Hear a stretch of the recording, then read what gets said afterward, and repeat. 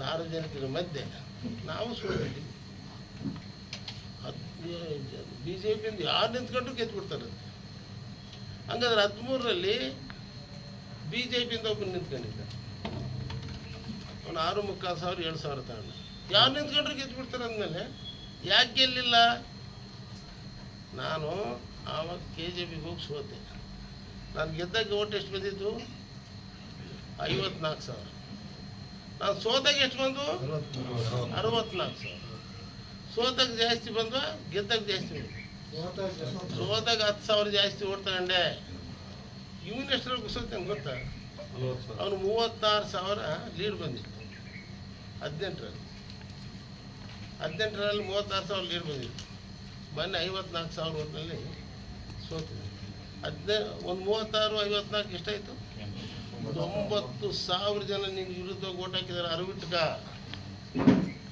ಅರಿವಿಟ್ಕೊಂಡು ಮಾತಾಡ. ನಾನು ಸೋತಾಗ ಗೆದ್ದಕ್ಕಿಂತ ಜಾಸ್ತಿ ಓಟ್ ತಗೊಂಡು ಸೋತಿದ್ದೇನೆ. ಬಾಯಿ ಹೆಂಗೆ ಬೇಕಾದ್ರೆ ಮಾತಾಡ್ಬೋದು ಅಂತ ಮಾತಾಡ್ತೀಯ?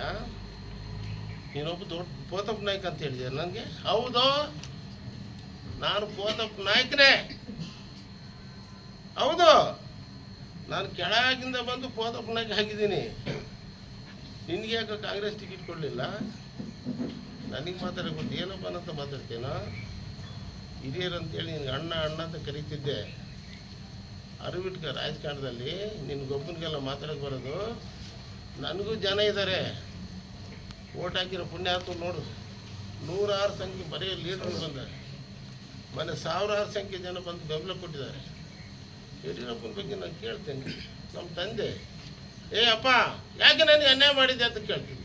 ಇವನು ಯಾರು ಕೇಳೋಕ್ಕೆ? ಇವನಿಗೇನು ಹಕ್ಕಿದೆ ರೀ?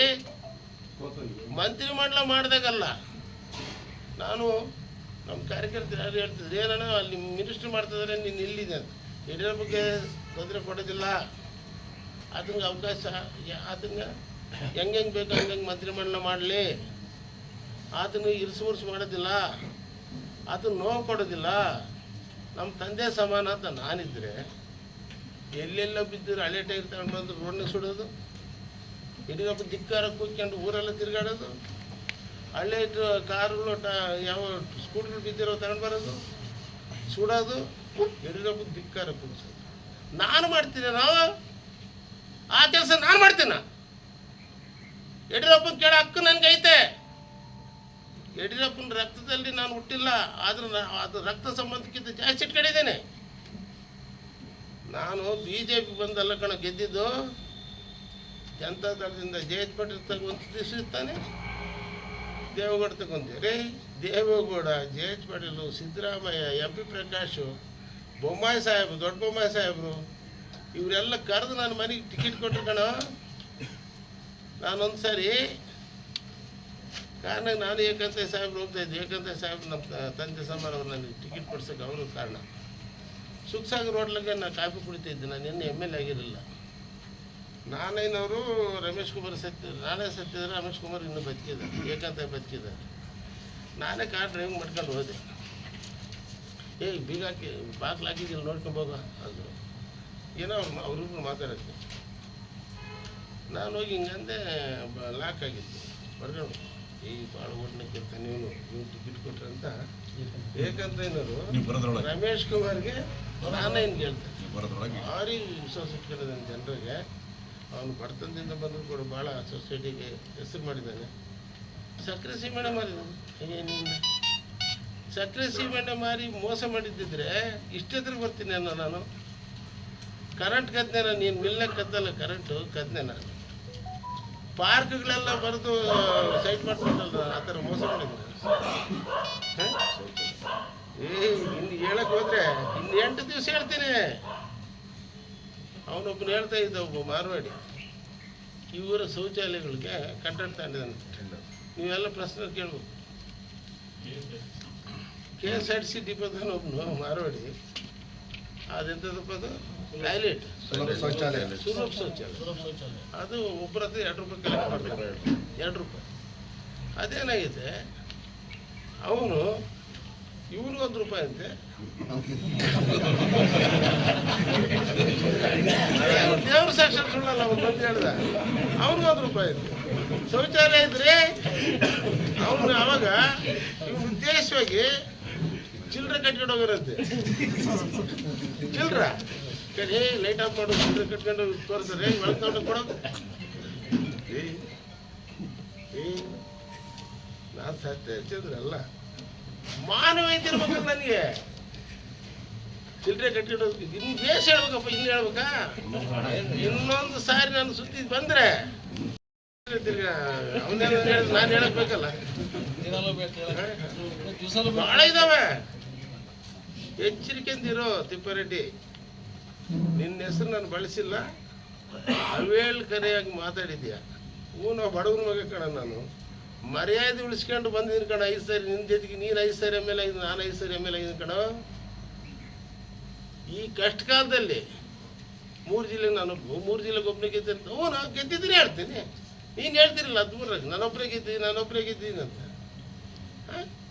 ಅರೆ ಗೆದ್ದಿರೋದು ಜನ ಪುಣ್ಯಾದ್ರು ಗೆಲ್ಸಿದಾರೆ ಅಂತ ಖುಷಿಯಾಗಿ ಹೇಳ್ತೀನಿ. ಜನರು ಗೌರವ ಬರಂಗೆ ಜನರ ಬಗ್ಗೆ ನಾನು ಎಷ್ಟು ಗೌರವ ಇಟ್ಕೊಂಡಿದ್ದೀನ. ಸಾವಿರಾರು ಜನ ಒಬ್ಬ ಇಂಥ ಕಷ್ಟದಲ್ಲಿ ನೀವು ಪುಣ್ಯಾತ್ಮ ನಾನು ಗೆಲ್ಸಿದ್ದೀನಿ. ಅವ್ನಿಗೆ ಎಷ್ಟು ಹೊಟ್ಟೆ ಕಿಚ್ಚು ಬಂದದ್ದು ನೋಡ್ರಪ್ಪ. ನಾನು ಗೆದ್ದಿದ್ದೆ ತಪ್ಪ. 90,000 ಓಟ್ನಾಗ ಸೋತಿದ್ದೆ. 90,000 ಜನ ವಿರೋಧ ಓಟಿದ್ದಿದ್ರೆ ನೀನು ಗೋವಿಂದ ಕಾರಜೋಳ ಕರ್ಕೊಂಬಂದಿದ್ದು ನಾನು ಬೇಸರ ಇಲ್ಲ. ಪಕ್ಷ ಯಾರಿಗಾದ್ರೂ ಟಿಕೆಟ್ ಕೊಡಿ. ನಮ್ಮ ತಂದೆಗೆ ನಾನು ಕೇಳಬೇಕು ಬೇಡಪ್ಪ ದಬಾಸಿ. ನಿಮ್ಮ ಮಕ್ಕಳಿಗೆ ನೀವು ಮಕ್ಕಳು ಕೇಳ್ತಿರಲ್ಲ, ಅದೇ ಥರ ಯಡಿಯೂರಪ್ಪನ ಕೇಳಿದ್ದೀನಿ. ಅದೇ ಹೇಳ್ದ ಪೋತಪ್ಪ ನಾಯಕನು ಅಂತ. ನಾವು ಪೋತಪ್ಪ ನಾಯಕನೇ. ರಗಣ್ಣ ನನ್ನ ಮಗ ಮೀಸೆ ಬಿಟ್ಟು ಗಡ್ಡ ಬಿಟ್ಟು ಪೋತಪ್ಪ ನಾಯಕನೇ. ನಿನ್ನೆಂಗೆ ಮೀಸೆ ಬೋಳ್ಸ್ಕೊಂಡು ಓಡಾಡೋ ಪೋತಪ್ಪ ನಾಯಕ ಅಲ್ಲ. ಇನ್ನೇನು ಹೇಳೋಣ, ನಾನು ಮಾತಾಡ್ಬೇಕಾದ್ರೆ ನಿನ್ಗೊಬ್ಬರಿಗೆ ಮಾತಾಡ್ತು ಅಂತ ತಿಳ್ಕೊಬೇಡ್ಕಣ. ನನಗೂ ಜನಸಂಖ್ಯೆ ಐತೆ, 40 ಲಕ್ಷ ಜನ ನಮ್ಮ ಒಟ್ಟರಿದ್ದಾರೆ. ನೀನು ಯಾರು ಹೇಳ್ತಿದ್ದ ನಂಗೆ ಯಾವ ಒಟ್ರನ್ನ ಬೆಳೆಸಿದ್ದೀನಿ ರೀ? ಒಟ್ರೆಲ್ಲ ಸೇರಿ ನನ್ನ ಬೆಳೆಸ್ಬೇಕಾದ್ರೆ ನಾನು ಯಾಕೆ ಒಟ್ರು ಬೆಳೆಸ್ಬೇಕು? ನನಗೆ ಕೊಟ್ಟಿಲ್ಲ ಸಿಕ್ತಿ ಒಟ್ರು. ನೀನು ಯಾರು ಬೆಳೆಸಿದ್ಯಾ? ನವೀನ ಆ ಲಿಂಗಮೂರ್ತಿ ಪಾಪ 2018ರಾಗೆ ಟಿಕೆಟ್ ಕೊಡ್ಬೇಕಂತ ಯಡಿಯೂರಪ್ಪನವರು ಮನೆಗೆ ಲೆಕ್ಕಾಚಾರ ಆಯಿತು. ನಾನು ಇದ್ದೆ, ಸಿದ್ದೇಶಣ್ಣ ಇದ್ದ. ಸಿದ್ದೇಶಣ್ಣ ಸತ್ತಿಲ್ಲ, ನಾನು ಸತ್ತಿಲ್ಲ, ಯಡಿಯೂರಪ್ಪ ಸತ್ತಿಲ್ಲ. ಲಿಂಗಮೂರ್ತಿ ಇದ್ದಾನೆ. ಇವ್ನು ಟಿಕೆಟ್ ಕೊಡಬೇಡ್ರಿ, ಇವನಿಗೆ ಇವಂತ ದುಡ್ಡು ಕಾಸು ಏನಿಲ್ಲ ಅಂತಾನೆ ಅವನ ಎದುರಿಗೆ. ಮತ್ತು ನೀನು ನಿಮ್ಮ ಜಾತಿನಲ್ಲನಪ್ಪ, ನೀನು ಯಾಕೆ ಅವ್ನಿಗೆ ಹೆಂಗೆ ಹೇಳಿದೆ? ಯಾಕೆ ಹಂಗೆ ಹೇಳಿದೆ ಹೇಳು? ನಾನು ಆ ಸಮಾಜದಲ್ಲಿ ಭಾಳ ಜನ ಬಂದಿಲ್ಲ, ನೀವೆಲ್ಲ ತಿಳ್ಕೋಬೇಕು. 2008ರಲ್ಲಿ ನಾನು ಎಲೆಕ್ಷನ್ ನಿಂತ್ಕೊಂಡಾಗ ನನಗೆ CCL ಬಂದಿದ್ರಲ್ಲಪ್ಪ, ಆತ ನನಗೆ ಭಾಳ ಸ್ನೇಹಿತ. ಚಂದ್ರಣ್ಣ ಅಂತ. ಏನಣ್ಣ ಅಂದೆ, ನಾವೆಲ್ಲ ಮಾಡ್ತೀವಿ ಕಣ, ಅಲ್ಲೂ ಯಾರೋ ಹೋಗಂತ ಮಾತಾಡೋಣ. ನನಗೆ ಭಾಳ ಆತ್ಮೀಯ. ಬಸ್ಸುಗಳ ಇಟ್ಟಿದ್ದು ಪದ್ಮಾತ ಬಸ್ಸು ಆತ ಕೇಳಪ್ಪ, ಹೋಗಿ ಮಾತಾಡ್ಸೋ ಅಂದ. ನಾನು ಇವ್ರಪ್ಪನ ಮನೆಗೆ ಹೋಗಿ 8:30 ಗಂಟೆ ರಾತ್ರಿ ನಾನು ಎಲೆಕ್ಷನ್ ಕ್ಯಾನ್ವಸ್ ಮುಗಿಸ್ಕೊಂಡು ಸೀದಾ ಅವ್ನ ಮನೆಗೆ ಹೋದಾಗ, ಅಣ್ಣ ಪ್ರಕಾಶಣ್ಣ ಐತಾ ಅಂತ ಒಬ್ಬ ಹೆಣ್ಮಗಳು ದಸ ಏನೋ ಮಾಡ್ತಿದ್ದೆ. ಯಾರಣ್ಣ ನೀವು ಅದು? ನಾನು ಚಂದ್ರಪ್ಪ ಅಂತ ಕಾರಣ ಒಳಗೆ ಎಲೆಕ್ಷನ್ ಇಟ್ಕೊಂಡಿದ್ದೀನಿ. ಅವ್ರು ಮಾತಾಡ್ಸ್ಕೊಂಡು ಒಂದು 4 ಗಂಟೆ 20 ನಿಮಿಷ ಬಿಟ್ಟು ಬಂದ. ಏನು ಚಂದ್ರಣ್ಣ ಬಂದ್ರಿ ಅಂತ. ನಾನು ಸೊಸೈಟಿ ಪಕ್ಕದಲ್ಲಿ ಇತ್ತಲ್ಲ, ಭಾಳ ಕ್ಲೋಸ್ ಇದ್ದರು. ಇಲ್ಲಣ್ಣ ಎಲೆಕ್ಷನ್ ನಿಂತ್ಕೊಂಡಿದ್ದೀನಿ, ನೀವು ಆಶೀರ್ವಾದ ಮಾಡಬೇಕು ಅಂದೆ. ಸೂರ್ಯಚಂದ್ರ ಸಾಕ್ಷಿ ನಾನು ಸುಳ್ಳು ಹೇಳಲ್ಲ. ಕಾಂಗ್ರೆಸ್ರ ಮನೆಗೆ ಬಂದಿರಲ್ರಿ, ನಾವು ಕಾಂಗ್ರೆಸ್ ರೀ. ನಮ್ಮ ಮನೆಯವರು ಕಾಂಗ್ರೆಸ್ಸು ತಾಲೂಕು ಪಂಚಾಯತ್ ಮೆಂಬರ್ ಕಂಡ್ರಿ. ದಯಮಾಡಿ ಬರಬೇಡ್ರಿ, ಬೇರೆ ಯಾರೋ ನೋಡ್ಕೊಂಡ್ರಿ ಏನಂತಾರೆ ರೀ ಅಂತ. ಈ ನವೀನ್ ತಂದೆ ಹೇಳಿ, ನಾನು ಚನ್ನಬಸಪ್ಪ ಫೋಟೋ ನಮ್ಮ ಮನೆಗೆ ಐತೆ, ಯಡಿಯೂರಪ್ಪ ಸಾಹೇಬ್ರ ಫೋಟೋ ನನ್ನ ಮನೆಗೆ ಐತೆ.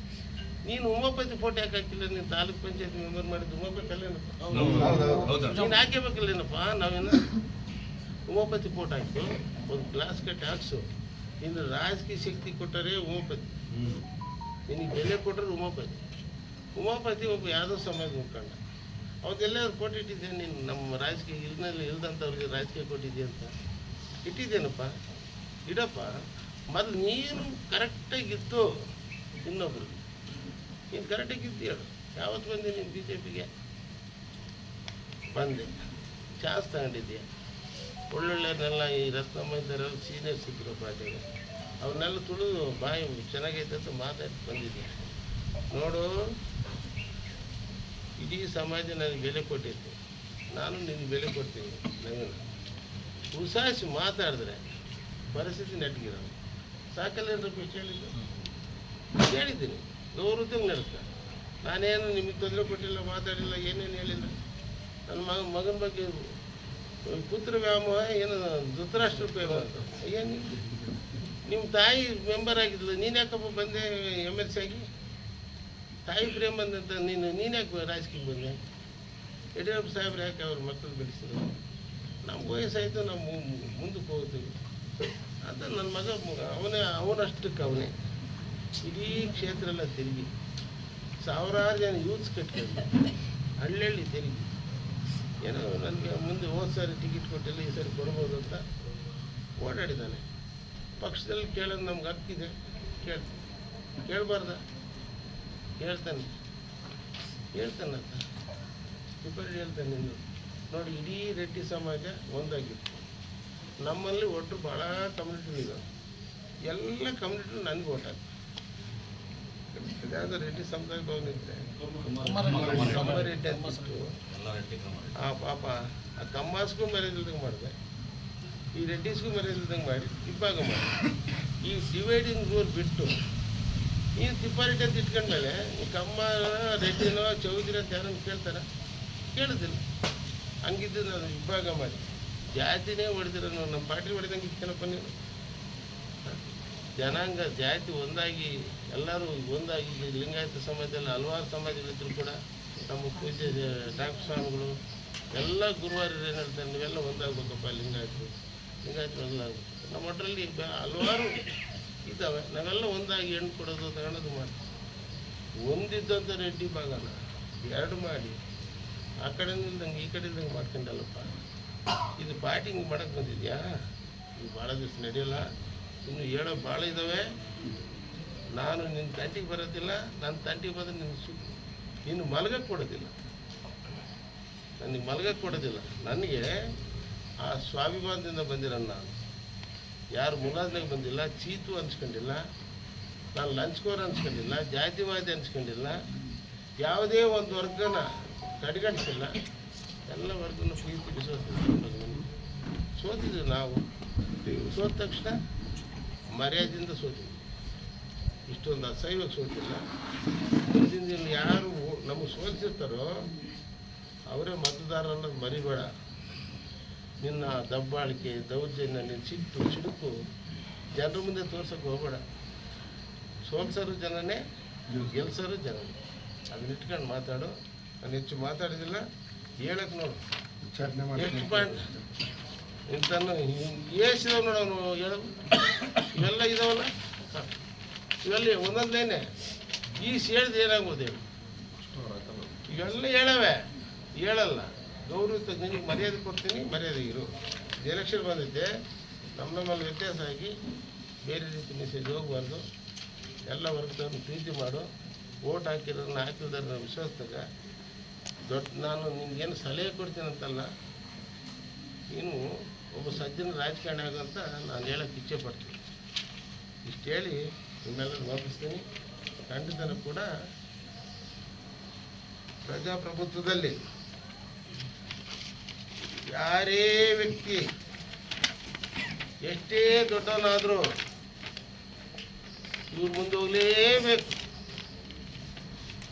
ವಿಮಾನದ ಎತ್ತರಕ್ಕೆ ಒಂದು ಪಕ್ಷಿ ಹಾರುತ್ತೆ, ಒಂದೊಂದು ಸಾರಿ ವಿಮಾನ ರೆಕ್ಕೆ ಕೂಡ ಹೊಡೆಯಷ್ಟು ಶಕ್ತಿ ಇರ್ತಕ್ಕಂಥ ಪಕ್ಷಿ ಇದ್ದಾವೆ.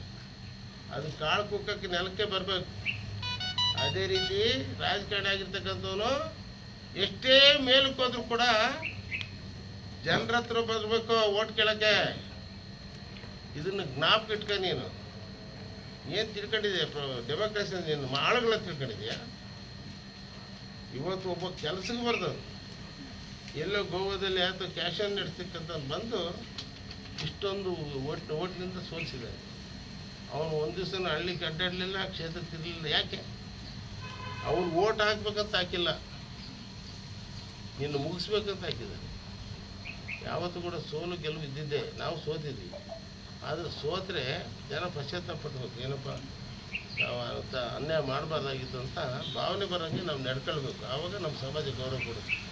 ಅದು ಬಿಟ್ಟು ಏನೇನೋ ಮಾತಾಡೋಕೆ ಹೋಗ್ತೀವಿ, ಏನೇನೋ ಮಾಡೋಕ್ಕೆ ಹೋಗ್ತೀವಿ. ನಾನು ನಿನ್ನೆ ಹೆಸರಿಟ್ಟಿದ್ದೀನಿ, ನಿನ್ನೆ ನನಗೆ ಅನ್ಯಾಯ ಆಗೈತೆ, ನನ್ನ ಮಗನ ಟಿಕೆಟ್ ಸಿಕ್ಕಿಲ್ಲ, ನನ್ನ ಪಕ್ಷದಲ್ಲಿ ನನ್ನ ಕಾರ್ಯಕರ್ತರ ಮುಂದೆ ನಮ್ಮೆಲ್ಲ ಮುಖಂಡರ ಮುಂದೆ ನಾನು ನೋವು ತೋಡ್ಕೊಂಡಿದ್ದೀನಿ.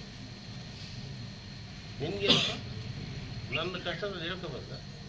ನೀನು ಯಾವಂತಗನ್ನ ದುಡ್ಡಿಸ್ಕೊ, ಯಾವಾಗನ್ನ ಸಪೋರ್ಟ್ ಮಾಡೋ, ಅದೆಲ್ಲ ನಾನು ಹೇಳಿದ್ದೆ. ನಾನು ಪಕ್ಷದಲ್ಲಿ ನಾನು ಕೇಳೋಕ್ಕೆ ನನಗೆ ಹಕ್ಕಿದೆ, ಕೇಳಿ. ನಾನು ಸೀನಿಯರ್ ಇದ್ದೀನಿ, ನನ್ನ ಮಗನಿಗೆ ಅವಕಾಶ ಮಾಡಿಕೊಟ್ರೆ 5 ಸಾರಿ MLA ಆಗಿದ್ದೀನಿ ಅಂತ ಹೇಳಿದ್ದೀನಿ. ಈ ಜಿಲ್ಲೆಗೆ ನಾನು ಗೆದ್ದಿದ್ದೀನಿ. ನನ್ನ ಜನ ನಮ್ಮ ಮಂತ್ರದ ಮೇಲೆ ವಿಶ್ವಾಸ ಇಟ್ಟಿದ್ದಾರೆ.